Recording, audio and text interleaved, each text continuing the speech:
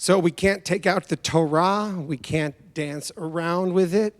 As I'm sure you know, this is one of my favorite points in our service each week, and certainly on the high holidays, when I get to meet all of you, to greet all of you, and to shake hands and to hug, to say hi. I think for a lot of us, and for me in particular, missing that has been very hard and powerful. And we are here on this Rosh Hashanah day, and it's unusual, but we are thinking of you, and we miss you. And so in this week's Torah portion, in today's Torah portion, I should say, you might think that on Rosh Hashanah, the first day of the new year, we begin with the story of creation, right? Breshit bara Elohim et hashamayim ve'et haaretz. In the beginning, God created the heavens and the earth, right? This is the new year for the universe. Shouldn't we begin there? But that's not where our Torah reading begins today. It begins with the birth of Isaac. And we begin the Torah portion with God taking note of Sarah and fulfilling the promise to provide her and Abraham with a son in their old age. They give him the name Yitzchak, meaning he laughs, because of the laughter that was caused by this absurdity of a woman at age 90 and a man at age 100 giving birth. Now, the root of his name, Yitzchak, is tzachak, and in the kal form, it means that it's a natural or spontaneous laughter, the kind of laughter that might be difficult for one to suppress in an awkward situation. I'm sure many of you have probably experienced this over the past few months, perhaps in inappropriate ways, maybe on a Zoom funeral or a shiva, or on a group sharing session where something just strikes you as so absurd you can't help, and you can't hold back the laughter. And you quickly, I'm sure, have to shut off your camera. Maybe the sight of seeing me and Rabbi Russell here in this empty sanctuary doing the ritual of Rosh Hashanah with these cameras, maybe that's so absurd to you that you're probably sitting wherever you are and it might be a little hard for you to laugh because it looks off, slightly out of place. And that's how Isaac looked to everyone else, as if he shouldn't even be there at all. But if you take that root of that word tzachak and you change it into its PL form, it's tzachek, and it means a different type of laughter, a different type of playing. It's a little more deliberate. That word means tzachek. It's a mocking laughter, a jeering at the discrepancy of someone's best intentions and actually what they're able to put together. It's a type of mocking that manifests itself in our world as a gifts of individuals who are out to think they're doing one thing, but who fail and who slip and who fall, stumble over their own words or their own feet, and then become immortalized in 15 kilobyte moving images. It's this type of laughter that causing the mocking and the jeering that may be even what we're doing here today. Maybe this video here, someone's going to take a picture of it online and say we're either too religious, look at them, or who are they fooling? They don't know what they're doing. That's the type of laughter, this tzacheking that we learn takes place between little Isaac and his older half-brother Ishmael, who was born of Hagar, Abraham's Egyptian maidservant. And Sarah, she didn't want that type of playing or that mocking in her home. She didn't want that around her son, Isaac. She didn't think that it made for a Jewish home to have those types of put-downs or bullying and name-calling. Now, there are two ways of responding to the world, thought Sarah. You can either laugh, you can marvel at the absurdities of life and the miracle that God presents us to actually do this high holiday service here, or you can make fun of everything at every turn, and you can step on people who want to take it seriously. So for Sarah, this was no laughing matter. This concerned the future of our people.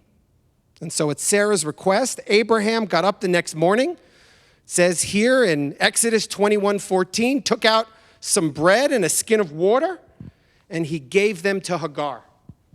And it says here that Abraham placed them over her shoulder together with the child, and sent her away into the wilderness of Beersheba.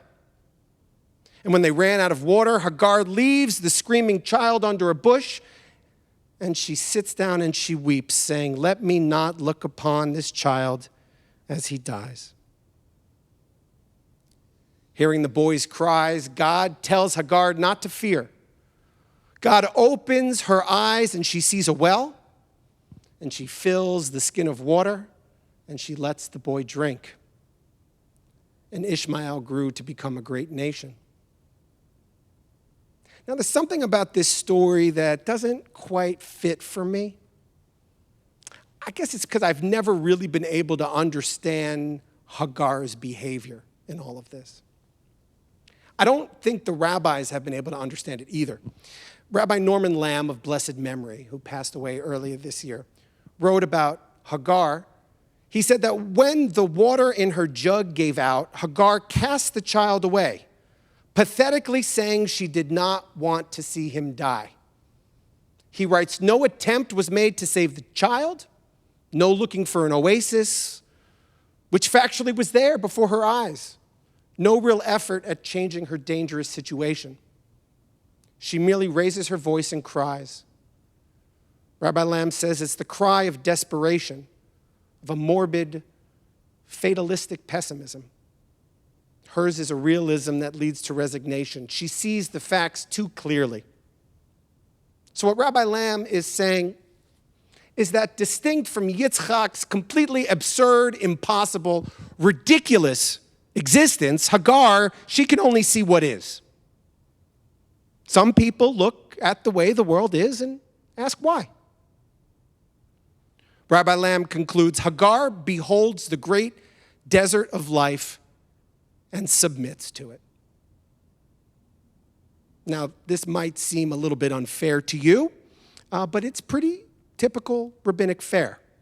And the reason that it hasn't sat right with me, with Hagar just chucking her baby into the bush and running off, is because Ishmael is 27 years old.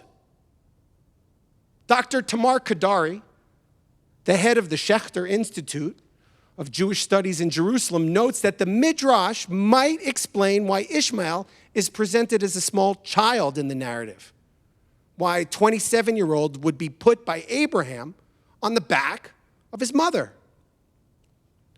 The reason given in the Midrash is that because Ishmael was sick. He was ill. He was running a bad fever. And Sarah didn't want them in her pod. And so Abraham, who feels it in his heart that this is a bad thing to do, he trusts his wife and in God, and he sends them off anyway. With Hagar having to carry her 27-year-old son and the provisions on her back through the wilderness. Now, the water goes quickly. Of course it does. Ishmael is sick.